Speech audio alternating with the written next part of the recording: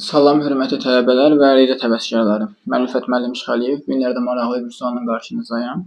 Bir sadələşdirin. Nəyi sadələşdirin? Kök altda kökdə 15 çıx 2-nin kvadratı üstəgəl kök altda 1 çıx kökdə 5-in kvadratı. Birinci uşaqlar nəyə baxmaq lazımdır? Kökdə 15 çıx 2-nin kvadratı nə verir bizə? İşarə baxımından bunun kök altdakı işarəsi nədir? Müsbətdir. Yəni kökdə 5, 15-in kökdə 4 çıxanda fərz etsək müsbət qalacaq. 1 çıx kökdə 5-dən bu bizə nə verir? Mənfi verəcək. Elə deyil. Bu mənfidir.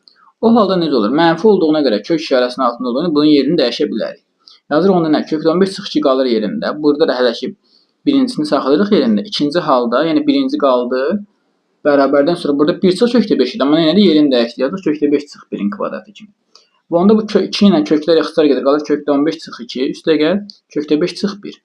Burada nə baş verir? Kökdə 15 üstəgəl kökdə 5 çıx 3-ə bərabər olur. Sadələşdirmə bu formada keçir. Amma illa ki burada 5 yazılsaydı daha rahat olardı.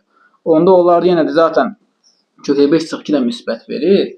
O halda olardı 2 kökdə 5 çıx 3 olardı. Yəni fərq etməz. Əsas siz bildiniz ki, burada məqsəd nədir? Bunların içinin işarəsi əgər müsbət olduğu kimi olacaq, mənfi olanda yerlərin dəyişib çıxacaq kökdən. Yaxşımı? Buna mən diqqət edərsiniz hər zaman.